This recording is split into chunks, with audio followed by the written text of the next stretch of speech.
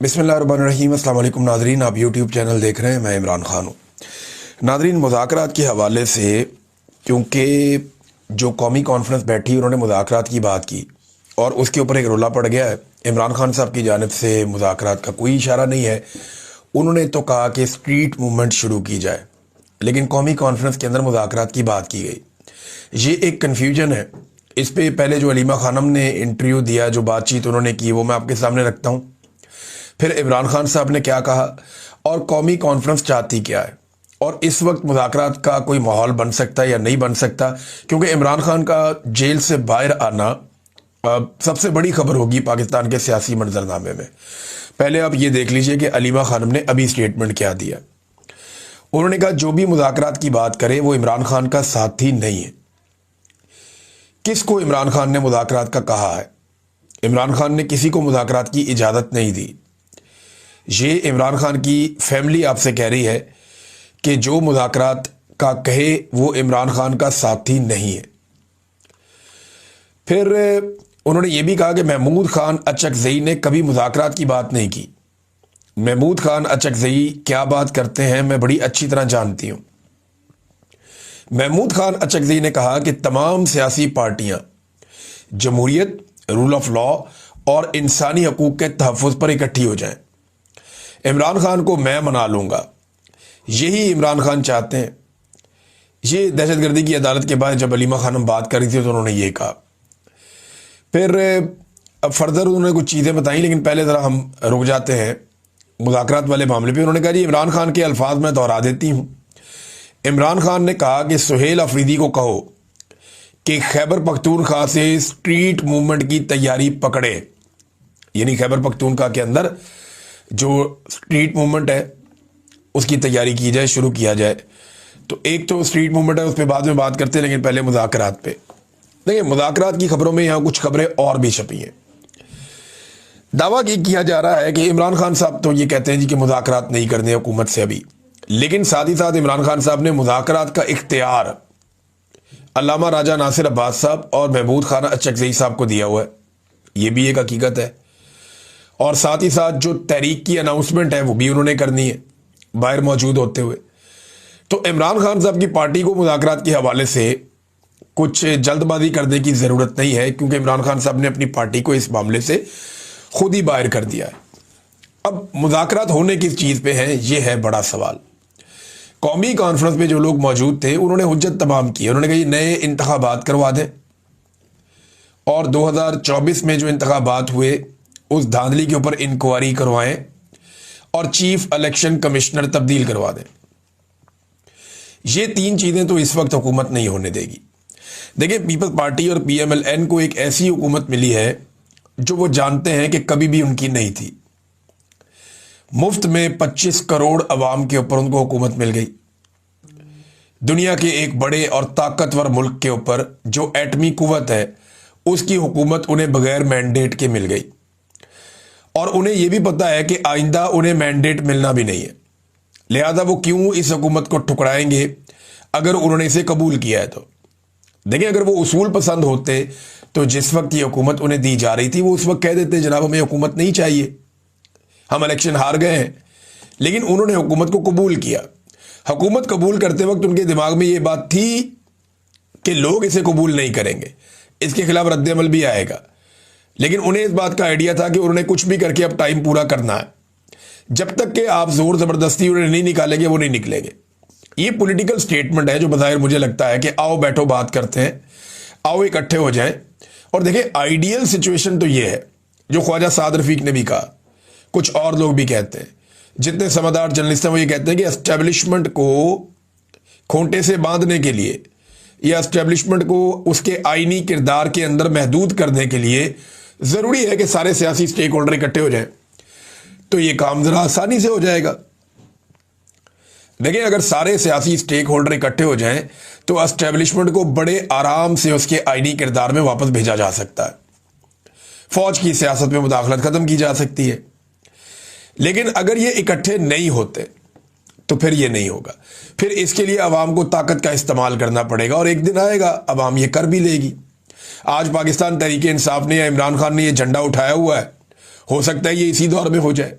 अभी हो जाए और एस्टेब्लिशमेंट जो है वो अपने आईनी किरदार में वापस चली जाए।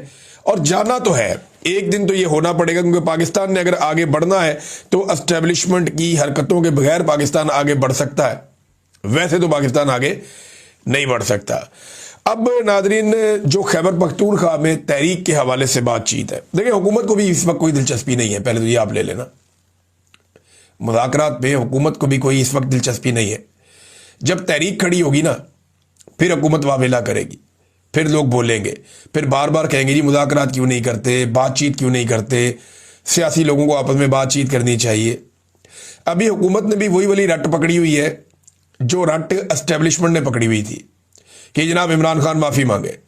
अब हुकूमत भी यही कह रही, क्योंकि हुकूमत एक बात जानती है कि इमरान खान से माफ़ी नहीं है मंगवा सकते।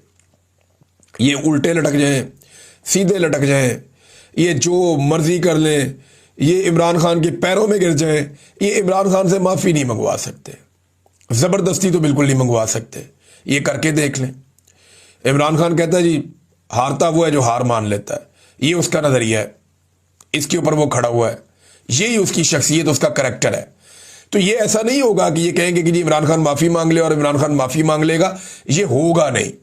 उससे पहले इमरान खान से माफ़ी मांगनी पड़ेगी इद्दत जैसे घटिया केस की, साइफर जैसे घटिया केस की, तोशा खाना जैसे भोंडे केसों की, उनकी बहनों के साथ जो जुल्म और ज्यादती हुई उसकी, जो उनकी वाइफ के साथ किया गया उसकी, जो उनके रिश्तेदारों के साथ किया गया उसकी, जो खवातीन पाकिस्तान तहरीके इंसाफ की है उनके साथ जो जुल्म और ज्यादती और जो बच्चों के साथ किया गया उसकी, और जो कत्लेआम पाकिस्तान तहरीके इंसाफ का बार बार किया गया, इन चीज़ों की माफ़ी तो इमरान खान से मांगनी पड़ेगी। अगर आवाम खड़ी होगी, किसी दिन बाहर निकल कर आ गए लोग, तो माफ़ी तो मांगनी पड़ेगी।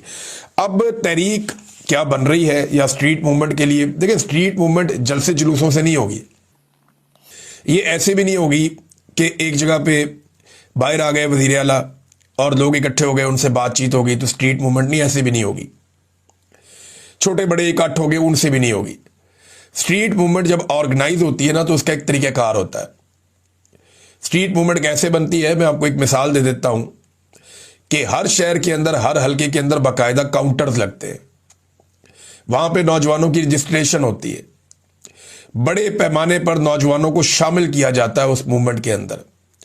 नौजवान अपनी मेंबरशिप लेते हैं उस मूवमेंट के नाम के ऊपर, और फिर लाखों की तादाद में लोग जुड़ते जाते हैं। आपको एग्जैक्टली पता होता है कि किस तहसील में, किस इलाके में, किस हल्के में, किस जिले में और किस डिवीजन में आपके कितने नौजवान तैयार हैं इस तहरीक के लिए। इस तरीके से एक तहरीक बनती है। जब स्ट्रीट मूवमेंट बनती है तो आपको पता होता है कि कौन सी गली में कौन सा नौजवान लीड करेगा, किस गली में कौन सा पॉलिटिकल वर्कर लीड करेगा, और ये वहां से अपने नौजवानों को या लोगों को निकालेगा। ये होती है स्ट्रीट मूवमेंट, ये इसकी डेफिनेशन है। अगर ये इमरान खान को जाकर जेल में मिलेंगे तो वो इन्हें बताएंगे कि स्ट्रीट मूवमेंट क्या होती है। वो गलियों तक जाना होता है, हर घर तक पैगाम खुद लेकर जाती है पार्टी, हर जगह तक ये पैगाम पहुंचता है। इसमें हजारों लोग तो सिर्फ वो होते हैं जो करिया करिया, गली गली, नगर नगर, हर गली कूचे में, हर जगह पे पैगाम लेकर जाते हैं और हर जगह पे अपने नुमाइंदे मुकर्रर करते हैं कि जब कॉल आ जाए, तो क्योंकि स्ट्रीट मूवमेंट शुरू हो गई है तो आपने हर गली से इस तरीके से लोग निकालने हैं और इस जगह पे आपने एहतजाज करना है। This is called street movement. क्या वो शुरू हुई? अभी मेरे ख्याल में उसकी तैयारियां हो रही होंगी, लेकिन अभी तक ग्राउंड पे स्ट्रीट मूवमेंट के हवाले से कोई एक्टिविटी नहीं हुई। ये अचानक से वज़ीर आला एक जगह निकलते हैं, दिखाया जाता है कि वज़ीर आला है, बड़ी अच्छी बात है, उससे मोटिवेशन मिलती है नौजवानों को, लेकिन ये स्ट्रीट मूवमेंट नहीं है। वो अभी डिज़ाइन होगी, जब डिज़ाइन होगी उसके बाद काम शुरू होगा तो आपको पता चलेगा कि गली गली, मोहल्ले मोहल्ले लोग जा रहे हैं। स्ट्रीट मूवमेंट दुनिया के अंदर चली है, वो कैसे चली है जरा मॉडल निकाल के आप पढ़ें। अभी तक खैबर पख्तूनख्वा में या पाकिस्तान में उस हवाले से कुछ उस तरह का नहीं हुआ। ये क्लैरिटी अपने पास रखें। इमरान खान साहब के लिए उनकी फैमिली बता रही है कि इमरान खान साहब के लिए किताबें हमने भिजवाई थी, 11 किताबें हमने इमरान खान साहब के लिए भेजी, 9 किताबें इमरान खान साहब तक पहुंच गई हैं। वैसे इमरान खान साहब ने सैकड़ों किताबें पढ़ ली अभी तक जेल के अंदर। यानी अगर आप किताबों का ही अंदाज़ा लगा लेना तो इमरान खान ने हर 2-3 दिन में एक किताब ख़त्म की है। इतनी किताबें जेल के अंदर इमरान खान ने पढ़ी हैं।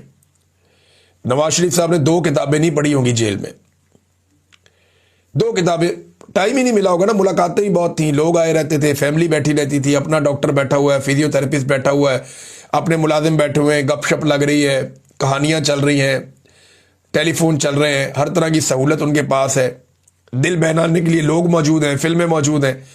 तो मियाँ नवाज शरीफ साहब जो हैं वो तो उनकी जेल और तरह की थी। जरदारी साहब ने कितनी किताबें पढ़ी हैं आप भी जानते हैं, सब जानते हैं। तो इमरान खान साहब को अभी 9 किताबें भेजी गई, एक किताब जो है वो फरीद जिक्रिया वाली वो वापस हो गई।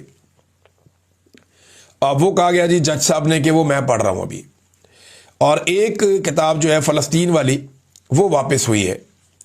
और अगली दफ़ा इमरान खान की बहन कहती हैं कि हम इसराइल वाली किताब भेजेंगे, वो ज़रूर उन तक पहुंच जाएगी, क्योंकि फ़लस्तीन और इसराइल को लेकर पाकिस्तान की पॉलिसी में बज़ाहिर एक बहुत बड़ा शिफ्ट हमें दिखाई दे रहा है। ये बात तो ठीक है। अब नाज़रीन, इमरान खान साहब के बारे में ना, उनकी पार्टी के बारे में एक स्टेटमेंट बड़ा मज़ेदार दिया अंसार अब्बासी साहब ने। ये स्टेटमेंट मैं आपको पढ़ के सुनाता हूँ, लेकिन आप गौर कीजिएगा कि इमरान खान साहब के साथ करते क्या है पाकिस्तान के अब जो दानिश्वर हैं वो लोग क्या करते हैं। वो कहते हैं जी इमरान खान कौम से तवक्को रखे हुए हैं कि वो बाहर निकलेगी, लेकिन हकीकत ये है कि उनके टाइगर्स भी गीदड़ बन चुके हैं। अब ये इंस्टिगेट कर रहे हैं, बाहर निकलो, सामने आओ, मुकाबला करो। टाइगर्स गीदड़ बन गए, इमरान खान के वर्कर को कह रहे हैं कि वो गीदड़ बन गए हैं। क्या इन्होंने कभी PMLN के वर्कर्स को कहा कि आप गीदड़ बन गए हैं? कभी पीपल्स पार्टी के वर्कर्स को कहा कि आप गीदड़ बन गए हैं? कभी जमात इस्लामी के वर्कर्स को कहा कि आप गीदड़ बन गए हैं? कभी फजलुर रहमान के वर्कर्स को कहा कि आप गीदड़ बन गए हैं? लेकिन इमरान खान साहब के टाइगर्स भी गीदड़ बन गए हैं, ये अंसार अब्बासी साहब कह रहे हैं। देखिए अभी ये इंस्टिगेट कर रहे हैं कि ये बाहर नहीं निकलते, एहतजाज नहीं करने आ रहे, ये ताकत का इस्तेमाल नहीं कर रहे। लेकिन होगा क्या, जिस दिन पाकिस्तान तहरीक इंसाफ निकलेगी एहतजाज करने के लिए, यही अंसार अब्बासी साहब आप मेरी लिख कर रख लें ये बात, उस दिन जो कॉलम होगा वो आपने मुझे भेजना है, मैं बताऊंगा आपको। यही अंसार अब्बासी साहब कह रहे होंगे कि सियासी रास्ता नहीं निकालते, ये लोग एहतजाज क्यों कर रहे हैं, ये जत्थे लेकर हमलावर क्यों हो रहे हैं, ये चढ़ाई क्यों कर रहे हैं, ये गली मोहल्लों को बंद करके मुल्क को नुकसान क्यों पहुंचा रहे हैं, तबाह होती मईशत को मजीद तबाह क्यों कर रहे हैं। ये बातें अंसार अब्बासी साहब ने बाद में करनी है। लिहाजा जब आप इस तरह करते हैं ना कि एक तरफ आप ताने देते हैं और जैसे ही वो एहतजाज का रास्ता इख्तियार करते हैं तो आप साथ ही उनके ऊपर चढ़ाई कर देते हैं और दूसरी तरफ चले जाते हैं, तो एक्चुअली आप अपने आप को एक्सपोज कर रहे होते हैं, फिर लोग आपको संजीदा लेना छोड़ देते हैं। फजलुर रहमान साहब ने, उनके हवाले से एक खबर आई, उन्होंने मुखालफत की है गजा में फौज भेजने की। मैं जो लोग गजा में फौज भेजना चाहते हैं, जो इसके हमायती हैं, जो कहते हैं जी गजा में पाकिस्तान को अपनी फौज भेजनी चाहिए, मैं उन्हें यकीन दिलाता हूं और मैं उन्हें कहता हूं कि बिल्कुल आपको मायूस होने की ज़रूरत नहीं है। फजलुर रहमान साहब बड़े आराम से मान जाएंगे, जैसे 26वीं तरमीम में मान गए, जैसे हर मौके पर फजलुर रहमान साहब मान जाते हैं। ये जो बात है इस पर फजलुर रहमान साहब हल्का फुल्का टक टुक करेंगे, अपनी पॉलिटिक्स करेंगे, लेकिन किसी किस्म की आपके लिए प्रॉब्लम क्रिएट नहीं होगी। आप जब चाहे गजा में फौज भेज सकते हैं। फजलुर रहमान साहब का सिर्फ ये एक स्टेटमेंट है और बतौर एक मजहबी सियासी रहनुमा के उनकी मजबूरी भी है कि वो ये स्टेटमेंट दें। देखिए अमूमन जो फजलुर रहमान साहब खेलते हैं ना, वो उसी ग्राउंड के अंदर खेलते हैं जो ग्राउंड उन्हें एस्टेब्लिशमेंट मुहैया करती है। यानी जितनी ग्राउंड एस्टेब्लिशमेंट उन्हें फराहम करती है कि इसके बीच में आप खेल लें, फजलुर रहमान साहब उसी ग्राउंड के अंदर खेलते हैं। उससे बाहर अमूमन फजलुर रहमान साहब तशरीफ नहीं ले जाते, उसके अंदर रहते हैं। नाज़रीन, एक और इंकशाफ हुआ है। एस्टेब्लिशमेंट से ताल्लुक़ रखने वाले एक सहाफ़ी हैं, उन्होंने फरमाया कि अमार सुलंगी के नाम से एक अकाउंट है सोशल मीडिया पे, ये एक्स के ऊपर है, ट्विटर पे। ये बड़ी बदतमीजी भी करता है, ये अकाउंट बहुत बेहुदा बातें भी करता है, बड़ी अजीबोगरीब बातें भी करता है। तो ये जो अमार सुलंगी के नाम से एक अकाउंट है, वो ये कहते हैं कि जी ISI चला रही है। देखिए अगर तो ये खबर सच है कि ये अकाउंट ISI चला रही है, तो भाई ISI ये जाली अकाउंट भी चलाती है, यानी दूसरों के नामों के ऊपर ISI अकाउंट्स बनाकर भी चलाती है। ये भी अब एक अजीबोगरीब चीज़ हमें पता चल रही है। देखिए इससे पहले भी उम्मे हरीम नाम का एक अकाउंट था और बहुत सारे और भी अकाउंट्स थे, वो पाकिस्तान की एस्टेब्लिशमेंट और फौज के खाते में पड़ते रहे और बड़ा मजाक बना रहा है पाकिस्तान के अंदर कि जनाब ये भी अकाउंट उनका है तो ये भी अकाउंट उनका। वो गलती से एक ट्वीट हो गया था, वो हकायक खुल गए थे। उम्मे हरीम नाम का एक अकाउंट था, कुछ और भी औरतों और लड़कियों के नामों से अकाउंट थे और वो भी इस्तेमाल किए जाते थे इस मकसद के लिए। आज भी बहुत सारे ऐसे अकाउंट्स हैं जो मिलिट्री एस्टेब्लिशमेंट इस्तेमाल करती है, लेकिन मिलिट्री एस्टेब्लिशमेंट के अपने लोग ये पोल खोल देंगे, ये बड़ा इंटरेस्टिंग है। अच्छा, एक वक्त में ना इस्लामाबाद हाई कोर्ट ने ये अमार सुलंगी नाम का जो अकाउंट है इसे बाकायदा नोटिस भी किया था, लेकिन फिर वो मामला गोलमोल हो गया था।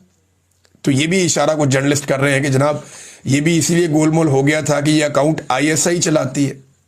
अब आईएसआई जो है वो सोशल मीडिया के फेक अकाउंट्स चलाएगी। ये हालत कर दी आईएसआई की। जिन्होंने मुल्क की हिफाजत करनी थी, जिन्होंने मुल्क की सलामती और बका के लिए काम करना था, मुल्क के दुश्मनों को पहचानना था, जिन्होंने दुश्मनों से महफूज रखना था, जिन्होंने पाकिस्तान के पानियों के ऊपर भारत को कब्जा नहीं करने देना था, जिन्होंने पाकिस्तान में दहशतगर्दी के बड़े बड़े वाकयात रोकने थे, वो अब जाली अकाउंट्स भी चलाएंगे। कहां लाकर खड़ा कर दिया हमारे इदारों को। क्या पाकिस्तानी कौम इस मकसद के लिए इतने फंड्स खर्च करती है अपने इदारों पे?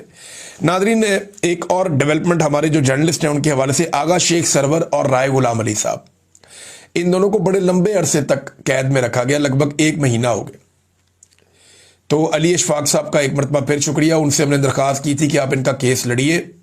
ये दोनों हमारे गरीब साथी हैं, हमारे जर्नलिस्ट साथी हैं और इन्होंने आवाज़ पाकिस्तानियों की उठाई है। तो उनकी अल्हम्दुलिल्लाह अब जमानतें हो गई हैं। अदालत ने हुक्म दिया कि मुचल्लके जमा करवाए जाएं और फिर इनकी रिहाई हो जाए। तो उम्मीद करते हैं कि एक आधे दिन में ये नौजवान दोनों, आगा शेख सरवर साहब और राय गुलाम अली साहब, इनकी जमानतें हो जाएंगी। और दूसरा सोराब बरकत साहब का केस है। हम हमेशा आवाज़ उठाते हैं, पूरा पाकिस्तान आवाज़ उठाता है, पूरा कश्मीर आवाज़ उठाता है। तो सोराब बरकत साहब के केस में पिछले हफ्ते जज साहब हैं लाहौर हाई कोर्ट के, क्योंकि 2 केसेस में तो वो उनकी जमानतें हो गई, वहाँ पे तो उनकी रिहाई है। एक केस जो है वो लाहौर हाई कोर्ट में पिछले हफ्ते नोटिस हुए थे, जस्टिस फारूक हैदर साहब ने नोटिस जारी किए और अब जब समाअत का दिन आया आज, तो उन्होंने माजरत कर ली समाअत से। वजह क्या है, तहरीरी फैसला सामने आएगा तो हमें पता चलेगा। जाते जाते एक डाटा नाज़रीन आपके सामने और रखता हूं। ये पाकिस्तान की हुकूमत के कारनामे हैं। रोजाना एक नया कारनामा सामने आ जाता है और फिर हमें हैरत होती है। देखिए, इंसानी तरक्की, कोई भी मुल्क जो है 25 करोड़ का पाकिस्तान मुल्क है, दुनिया का जो भी मुल्क होता है ना, उसके अंदर इंसान उतनी दिलचस्पी लेते हैं जितना उनके लिए तरक्की करने का मौका होता है। तो इंसानी तरक्की के शोबे में या इस मैदान में पाकिस्तान आज कहां खड़ा है?